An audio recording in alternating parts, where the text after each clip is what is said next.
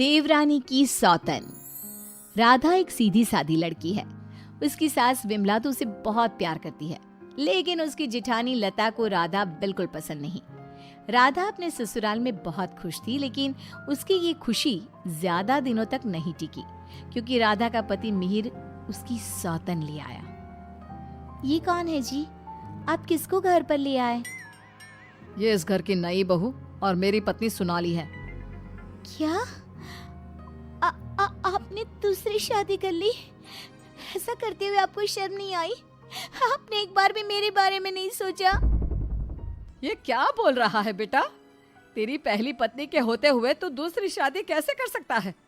कौन है ये चुड़ैल? निकाल इसे यहाँ से। माँ राधा, आप दोनों एक बात समझ लो, मैंने सोनाली से शादी अपनी मर्जी से की है, वो यहीं रहेगी। और राधा, तुम्हें यहाँ रहना है तो रहो, नहीं तो निकल जाओ यहाँ से। पर सोनाली अब यहीं रहेगी। राधा को मिहिर की बात सुनकर बहुत दुख हुआ। वो रोते हुए अपने कमरे में चली गई। तभी मिहिर सोनाली को उसी कमरे में लाता है और राधा से कहता है, राधा, तुम गेस्ट रूम में शिफ्ट हो जाओ। आज से सोनाली मेरे साथ इसी रूम में रहेगी। ये क्यों इस रूम में रहेगी? ये मेरा कमरा है, आप इसे लेकर गेस्ट रूम में चले जाओ। ओह डार्लिंग, इस गवार को तुमने सर पर चढ़ा रखा है। छोड़ो ना, हम दोनों गेस्ट रूम में ही चले जाते हैं। वैसे भी इस रूम का इंटीरियर डिजाइन मुझे खास पसंद नहीं आया। ओके डार्लिंग, जैसा तुम कहो। मिहिर उसे लेकर चला जाता है और राधा कमरे में बैठकर बहुत रोती है। तभी वहां पर विमला और लता आ जाती हैं। विमला राधा को समझाती है, लेकिन लता अपनी देवरानी के जख्मों पर नमक छिड़कते हुए कहती है, राधा, जरूर तुम में ही कोई कमी होगी जो तुम्हारा पति तुम्हारे हाथ से निकल गया और तुम्हारी सौतन ले आया। मेरे पति तो बिल्कुल वैसे नहीं है, वो किसी दूसरी औरत को आंख उठाकर देखते तक नहीं है। हाँ, मेरी ही कमी है कि मैंने उन्हें भगवान की तरह पूजा, उनकी हर छोटी से छोटी बात का ख्याल रखा। मुझे नहीं पता था कि वो मेरे साथ ऐसा करेंगे। लता बहू, ये कोई समय है ऐसी बातें करने का? जाओ, राधा के लिए कुछ खाने को ले आओ। अगली सुबह सब बैठकर नाश्ता कर रहे थे, तभी सोनाली और मिहिर भी वहां आ गए। सोनाली कहती है, डार्लिंग, क्या यहाँ रोज इतना ही ऑयली ब्रेकफास्ट बनता है? मुझे इतना ऑयली खाने की आदत नहीं, सुबह कुछ हेल्दी फूड खाना चाहिए। आज तुम ये खा लो डार्लिंग, कल से तुम जो कहोगी इस घर में वही बनेगा। ओके डार्लिंग, मैं आज तुम्हें अपने हाथों से खाना खिलाऊंगी। सोनाली मिहिर को अपने हाथों से खाना खिलाती है। ये देखकर राधा को बहुत दुख होता है। उसके बाद मिहिर अपने ऑफिस चला जाता है। तब लता सोनाली से कहती है, सोनाली, कैसा लगा तुम्हें अपना ससुराल? अच्छा है, लेकिन यहाँ कोई भी मुझे पसंद नहीं करता। पसंद तो मुझे भी कोई नहीं करता, सब उस राधा के आगे पीछे ही घूमते हैं। चलो छोड़ो इन बातों को, आओ मैं तुम्हें घर दिखाती हूँ। लता सोनाली से बहुत बातें करती है। जब मिहिर घर पर नहीं होता तो दोनों आपस में घंटों बातें करती। लता और सोनाली की नजदीकियां देखकर विमला सोचती है, ये लता बहू हमेशा सोनाली से गुड़ पर चींटी की तरह क्यों चिपकी रहती है? राधा से तो कभी इसने ढंग से बात भी नहीं की। राधा भी तो इसकी देवरानी है और ये देवरानी से बोलती तक नहीं, लेकिन देवरानी की सौतन से चिपकी रहती है।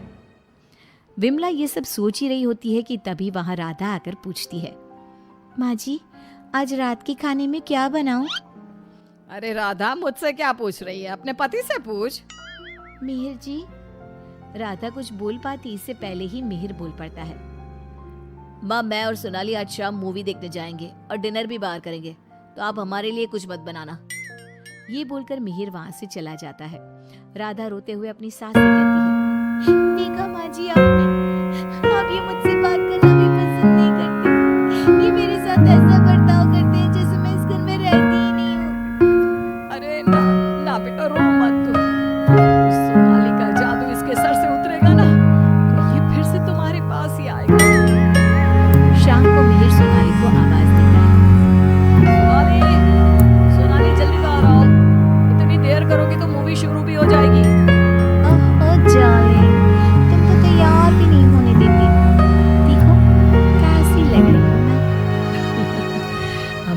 हमेशा की तरह बहुत खूबसूरत। अब चलो जल्दी करो, बहुत देर हो रही है। मिहिर सोनाली के साथ चला जाता है। ये सब देखकर राधा बहुत रोती है। इसी तरह एक दिन सभी बैठकर खाना खा रहे होते हैं कि तभी मिहिर सोनाली से कहता है, सोनाली, कल मैं ऑफिस नहीं जाऊंगा, कल हम शॉपिंग पर जाएंगे।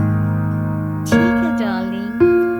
बेटा, राधा को भी शॉपिंग पर ले जा, उसके सारे कपड़े पुराने हो गए हैं और वो दिन भर घर के कामों में लगी रहती है, कहीं बाहर ही नहीं जाती। बाहर जाएगी तो उसका मन भी बहल जाएगा। क्या कर रही हो माँ? मैं राधा को लेकर बाहर जाऊंगा? अभी नहीं। सॉरी माँ, लेकिन मेरे पास टाइम नहीं है।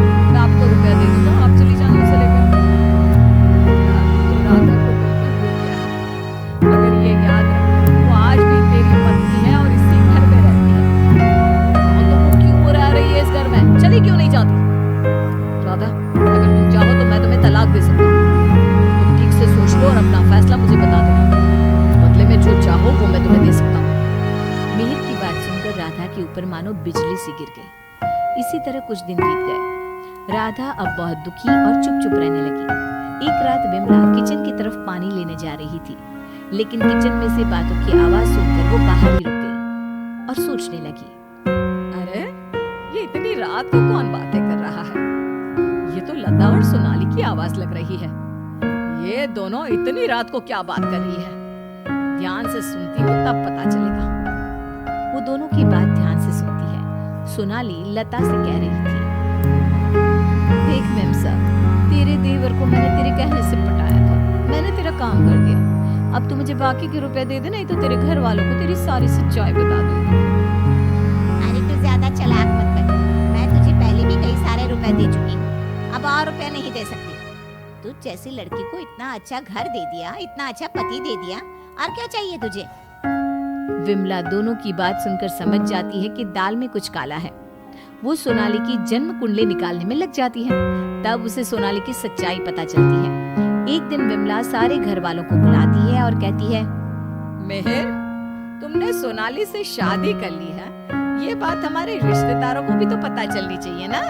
मैं तुम दोनों की शादी की खुशी में एक छोटा सा प्रोग्राम करना चाहती हूँ, जिसमें मैं सारे रिश्तेदारों को बुलाऊंगी। सोनाली, तुम भी अपने रिश्तेदारों का नाम और पता बता दो, मैं खुद उन्हें निमंत्रण भेजूंगी। ये सुनकर सोनाली घबरा जाती है। तभी मिहिर कहता है, माँ, सोनाली का कोई रिश्तेदार यहाँ नहीं रहता, वो सब अमेरिका में रहता है। सोनाली खुद अमेरिका से आई है, इसलिए आप बस हमारे रिश्तेदारों को ही इनवाइट कर दीजिए। तुम बहुत भोले हो, तभी तो इस 420 सोनाली ने तुम्हें आसानी से बेवकूफ बना दिया। यह कोई अमेरिका से नहीं आई, ये जेल से आई है। और इसके घर वाले भी एक नंबर के चोर हैं। ये और इसके घर वाले लोगों को बेवकूफ बनाकर घर लूट कर ले जाते हैं। और इसको तुम्हारी जिंदगी में लाने वाली है लता। लता, अब तुम बताओ, क्यों किया तुमने ऐसा? मैंने ही सोनाली को रुपया दिए थे कि वो मिहिर को अपने प्यार के जाल में फंसा ले और मेरी देवरानी की सौतन बनकर इस घर में आ जाए। लेकिन भाभी, आपने ऐसा क्यों किया? क्योंकि मैं चलती थी तुमसे, घर के सभी लोग और माँ तुमसे प्यार करते थे। मैं तुमसे बदला लेना चाहती थी, इसलिए मैंने ऐसा किया। भाभी, आपको शर्म आनी चाहिए। आपने मेरा घर बर्बाद किया, मैं आपको कभी माफ नहीं करूंगी। सारी सच्चाई जानने के बाद मिहिर सोनाली को घर से निकाल देता है और राधा से माफी मांगता है। राधा, मुझे माफ कर दो, मैंने तुम्हारे साथ ठीक नहीं किया। मिहिर, मैं तुम्हें माफ नहीं कर सकती और ना ही तुम्हारे साथ रह सकती हूँ। मैं जा रही हूँ ये घर छोड़कर। लेकिन राधा, इसमें मेरी क्या गलती? ये सब तो भाभी ने किया है ना, मैं तो बेकसूर हूँ।